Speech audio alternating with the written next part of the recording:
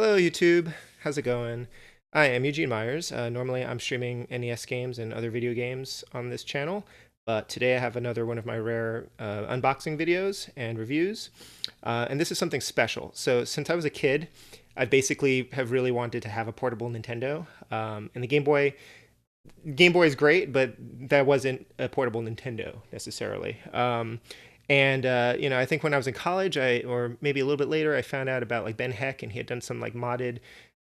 He'd made some of his own like homemade portable NESs, and over the years, I would hear about different mods or different Chinese bootlegs that I was kind of interested in. I could never really find them, and I certainly couldn't figure out how to make one myself. So, pretty much at the mercy of whatever's available in the consumer market. And then more recently, when I got back into the hobby, I was again looking for a portable Nintendo. I know there've been a couple. There's like the Hyperkin FC Mobile and FC Mobile 2, which got mixed reviews and also isn't available anymore. And there's like the Retro Duo Portable, which is not ideal. It's a portable Super NES that has like an adapter that you can put in a NES cartridge, and then it ends up kind of sticking like really high up, like it looks like a little bit weird. But okay, maybe. So I've kind of thought about that, and then looking at emulation on portable devices like a PSP or a 3DS or something like that. And I found a solution. I have I have a 3DS. Actually, this is a LDS, a Nintendo DS XL, or the LL, because this is a Japanese edition, and I've got the R4i card on here, so I can run ROMs, NES ROMs, and I pretty much mostly use this for an NES device, which is why it's been decorated this way. But it's not ideal. The way that the screen resolution is set it's not exactly the dimensions on your TV. There's like mild. There's like flickering, there's like weird configurations that you have to do in order to get it to look right. And then even then, it's still, mostly emulation, so you kind of get a different outcome depending on what game you're playing. So again, like just recently, the last couple of weeks, I started looking again into a portable NES solution. I was like this close to buying an RDP Duo, the Retro Duo Portable from Retrobit. And I found a couple of them online on eBay for like 40 or $50, and I was close to pulling the trigger. And then lo and behold, I discovered that Gamerz Tek had announced a while back their own portable NES, and I don't believe I ever saw this. So it's called the 8-Bit Boy, either the XL or the HD. I think they might have changed the nomenclature for it a little bit. But just in the last week, they were getting shipments in, and they started shipping, and I just got mine. So I kind of had to buy it. It's a totally ridiculous thing. Like logistically, like realistically, I understand it's ridiculous to want a portable Nintendo, given the size of the cartridges. Like these things are gigantic. These are bigger than like, carrying around a DS. But in respect to my childhood desire to have a portable Nintendo, I kind of had to do it. So I decided I would buy it. It's a little bit pricey. But if it does everything it says it does, then I'm super excited to give this thing a try. So I just got it today. This is actually, I'm going to give my credit to the U.S. Postal Service. This is probably the most pristine box I've ever received from the Postal Service. Normally I expect these things to be all like broken up. So let's see. Yeah, unfortunately I thought I was going to get this yesterday, and it got stuck because they needed a signature, which actually, yeah, that's fair. Probably don't want this thing sitting on your doorstop for too long. So pretty nicely packaged, just so you can see. It's about the size of the box, which is nice. Got some bubble wrap in there. I thought it was a little bit loose in the box, but it's not too bad. So good packaging there. Bubble wrap. That's pretty nice. And here it is, in perfect condition. Looks pretty good. So here it is, the 8-Bit Boy Entertainment System. I kind of like the design of the box. It's a little bit reminiscent of the old NES Nintendo Entertainment System boxes. And then you can check out the back of it if you like. Sorry, my camera's not great. I don't really do reviews and unboxings and things like that. But it's pretty neat. Like, I also thought the design of it looked pretty nice. And one thing that's, well, I'll go into that in a minute. So it's a 7-inch screen, HD 720p, HD TV out. 4 NES, 4, 3, or 69 switch, which is huge. And it includes a control deck. I like that. Two controllers, software sold separately, console stand, cool. Micro USB power adapter, HD cable, screen protector. Screen protector, that's cool. Micro USB controller adapter. So, and it also comes with, yeah, it said two controllers. So I'm just gonna open this thing up and check it out. I don't know where my box cutter is, which is probably not good because I usually keep it hidden because we have a toddler in the house. So hopefully he hasn't gotten a hold of it. But let me see if I can open this box without doing too much damage here. All right. And again, I'm not really set up for doing an unboxing the way that you normally would expect an unboxing, but I'm sure lots of other people or several other YouTubers will cover that in detail. So we'll slide this thing out. Pretty cool. We got a nice little, so this is actually pretty neat. I'm just going to show you.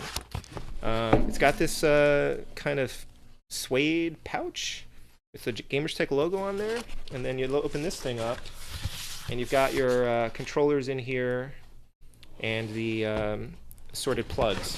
So we'll see what's going on here. Let's check this thing out first. So originally, when I first found out about this, like last week, it was still a pre-order on the website, and it still had some outdated information, and it listed that it would have a wireless controller. And I'm like, okay, that's probably going to be terrible. And then when the shipment actually came in, or I saw that the shipping delay came about because he had made some Gamerz Tek.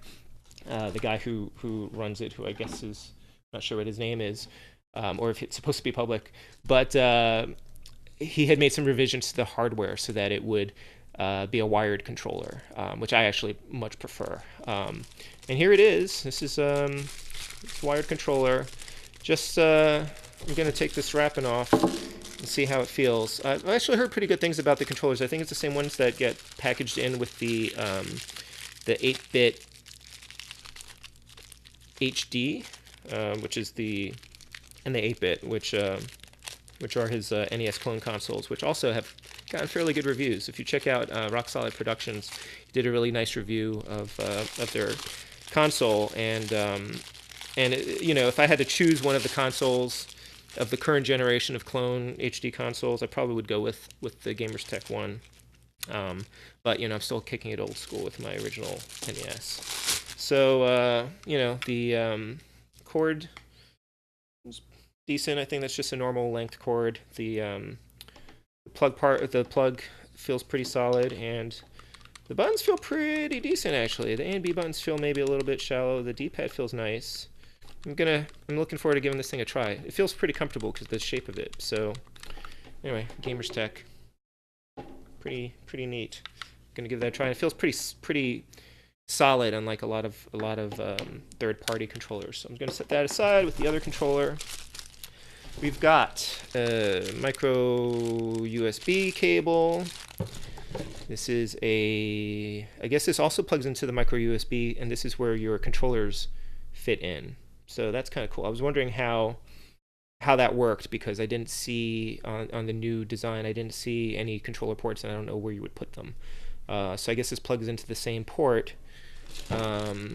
or a different port, because this is charging, and then this is, I don't know where this fits in, but we'll check that out. It's pretty neat. I like that option. Here's a wall wart for power.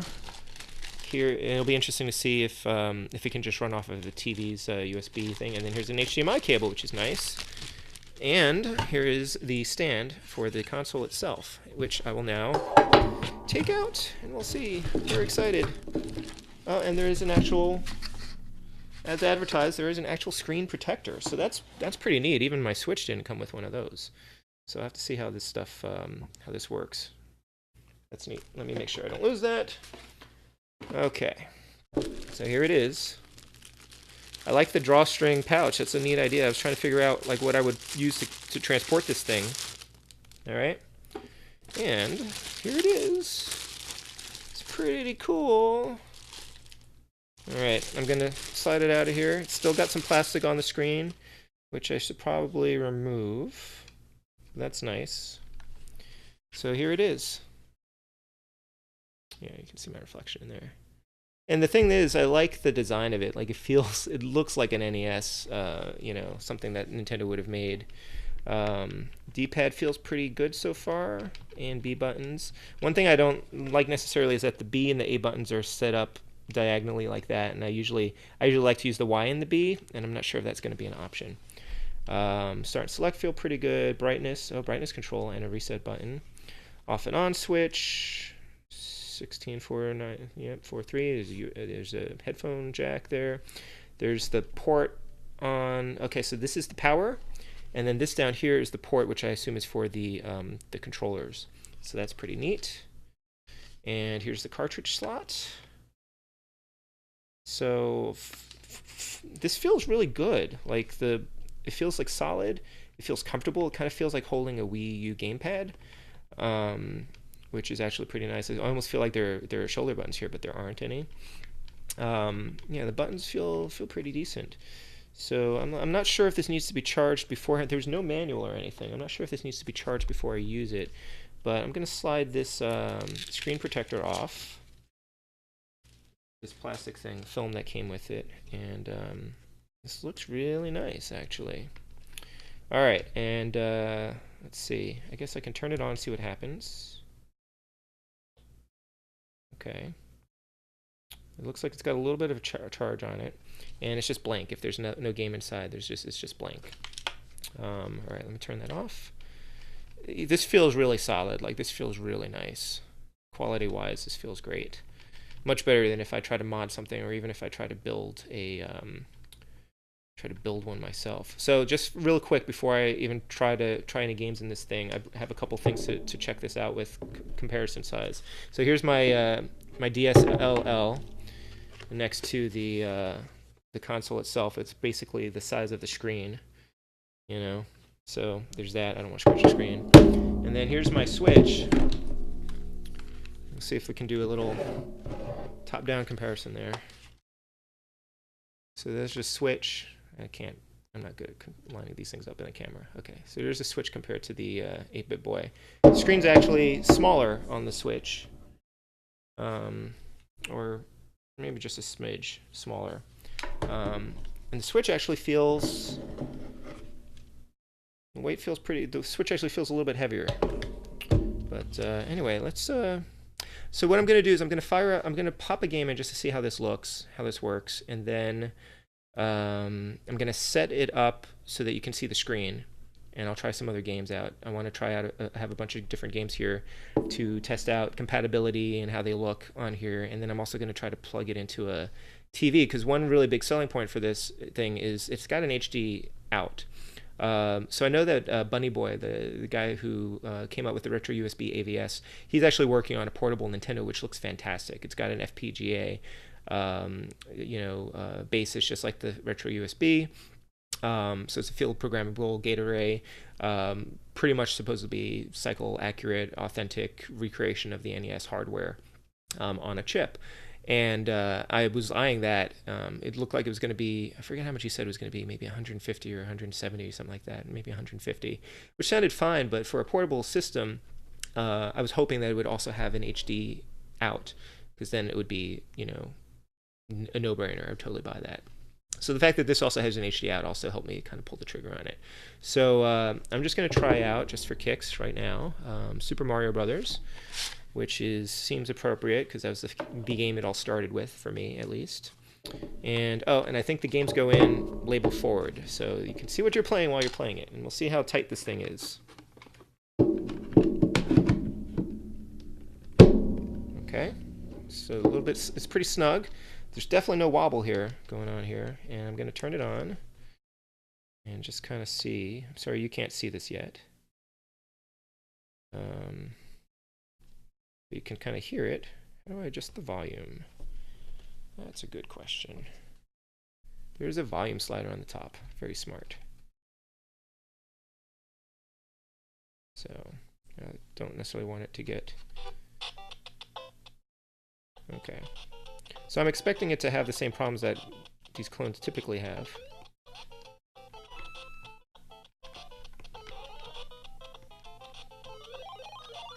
Yeah, it sounds a little bit off, as you'd kind of expect. But, oh my gosh, this looks great.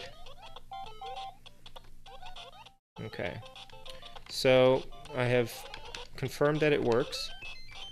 And the sound's actually, the difference in the sound doesn't sound as terrible as I would think. Maybe because it's coming out of this thing. So I'll just show you how this thing is running here. Like that. But I'm going to set up a camera, and we'll come right back. Okay, so I've got this set up on my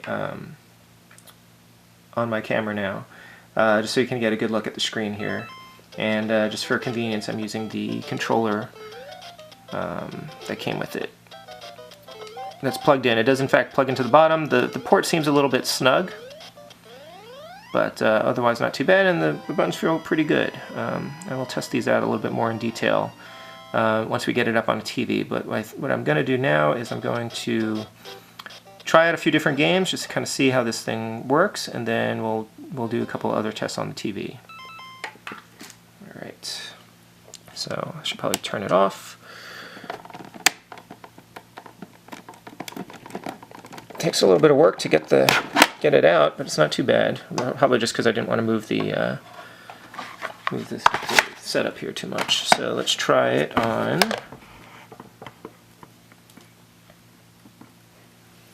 All right, one that's usually gives these things a problem is Castlevania 3.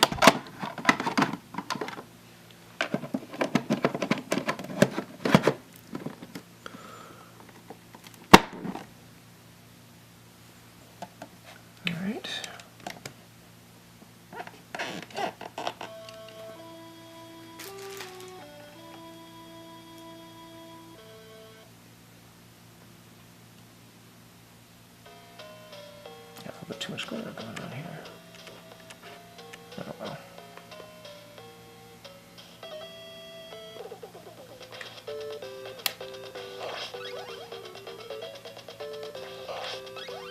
So it looks like it has that same weird graphical glitch that the console version has. I'm not sure if you can see that. There's a line that goes across, but it is playing. And the music doesn't sound hideous.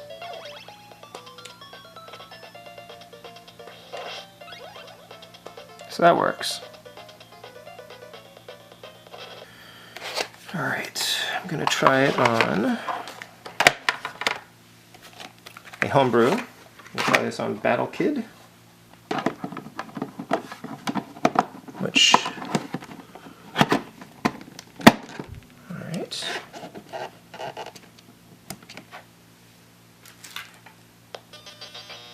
Seems promising.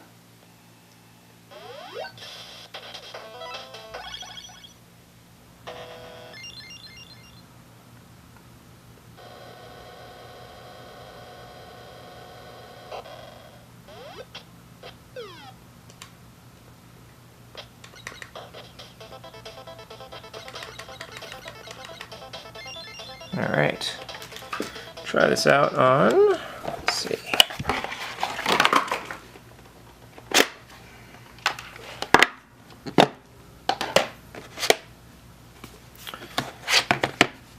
Got a weird little homebrew, or a rare homebrew called Star Keeper.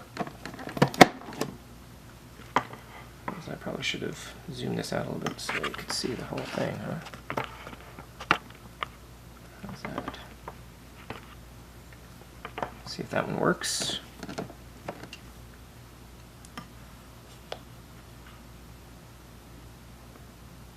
And it looks like that's a no-go. Alright, so random Star Keeper doesn't work.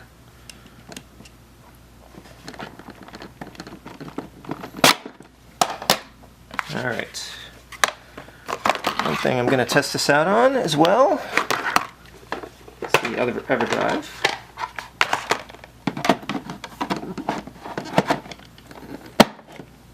Alright. Let's see.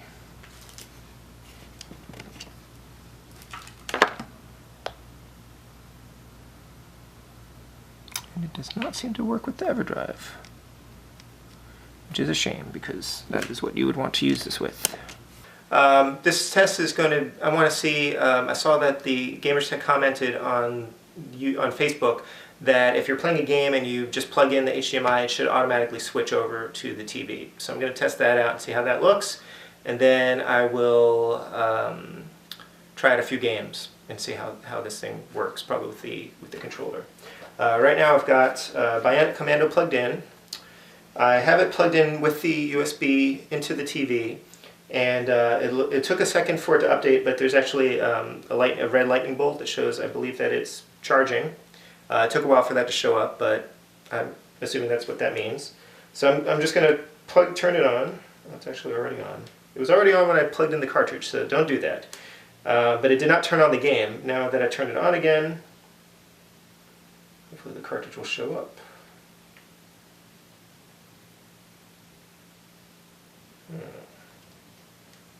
Bionic Commando is not turning on. Let's try that again.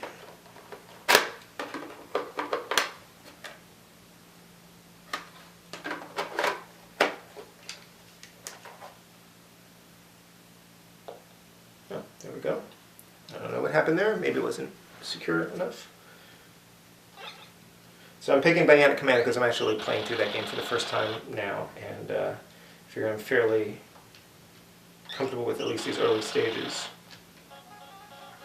It looks really good on here. This definitely looks much better than playing it on the DS in emulation.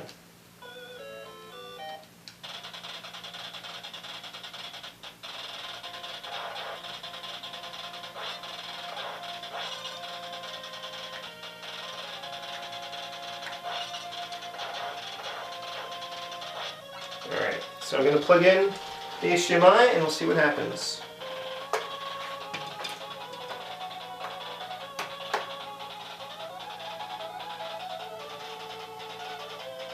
I think I'm on the right input, but let me try that again.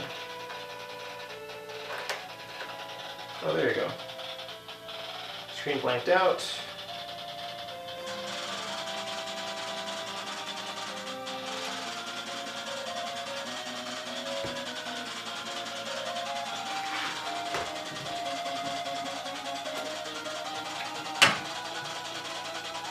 That doesn't sound so great.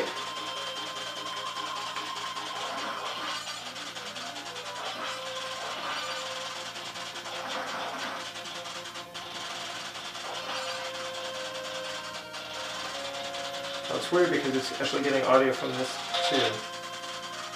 Huh.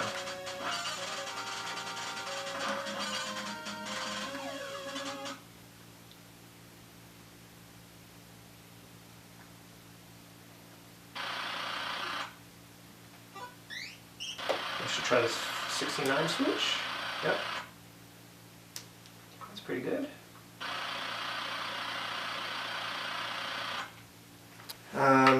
Plugging in the controller adapter again. I'm just going to try some more games out.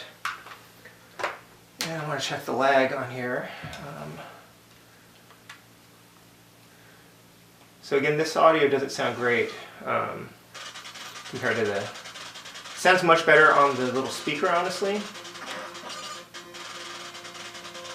But it does look pretty good. So...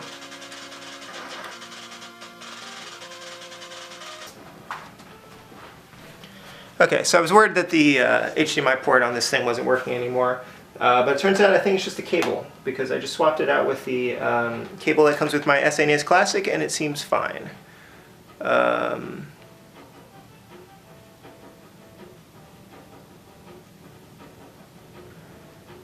So let's try some Battletoads. And I'm using the controller that comes with the system. What I want to do is I want to... What's interesting is displaying the battery indicator up in the corner there. I don't know if there's any way to get rid of that. Maybe that's because it's plugged in right now. Oh, I wasn't paying attention. Great.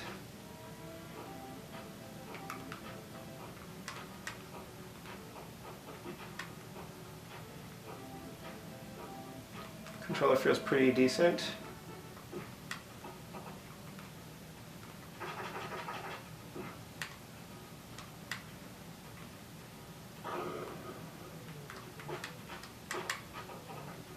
Looks pretty good too.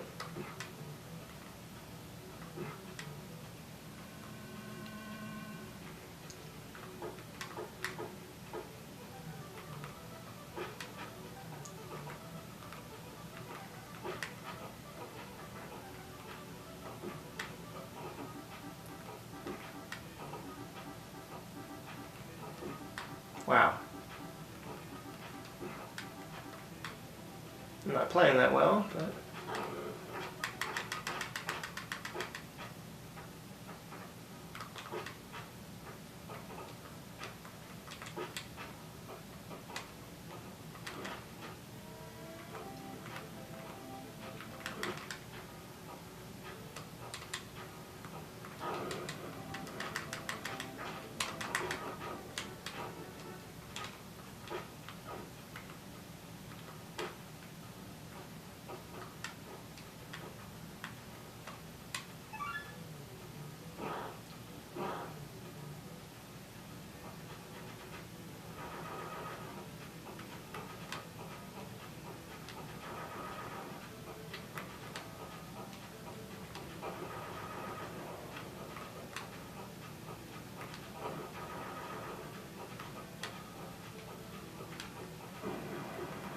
Alright, so the real test is going to be the next level, where typically on some clone consoles, the game will freeze and you won't be able to progress past level 2.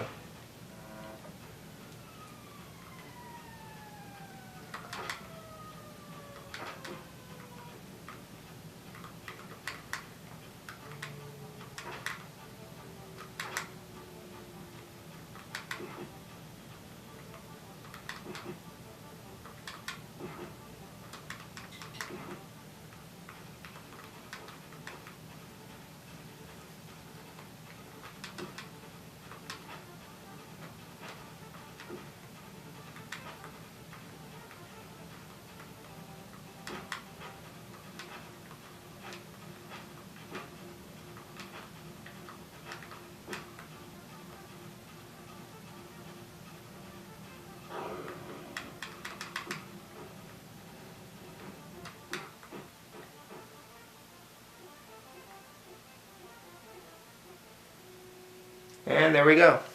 So just like most clone consoles, this game will not allow you to progress past level 2 in Battletoads. So my last test is going to be Super Mario Bros. 3. I just want to see how good the D-pad and buttons on the actual handheld unit are. If I can do the slide test, then that means it's pretty solid.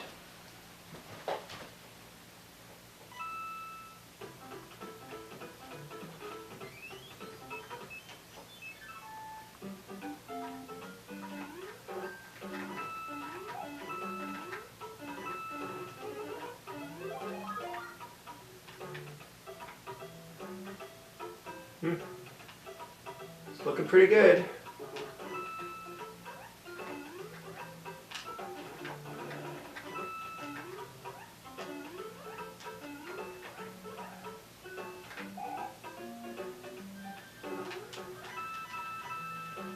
Okay, so what do I think? I actually really like this. The HDMI cord kind of crapped out like almost immediately, so I'm assuming that that's just a piece of junk. It seems to work okay with a better quality HDMI cable in terms of switching to the TV. Again, the build quality is terrific. Feels really comfortable. Buttons feel pretty good. The D-pad is super responsive. Probably one of the better third-party D-pads I've used.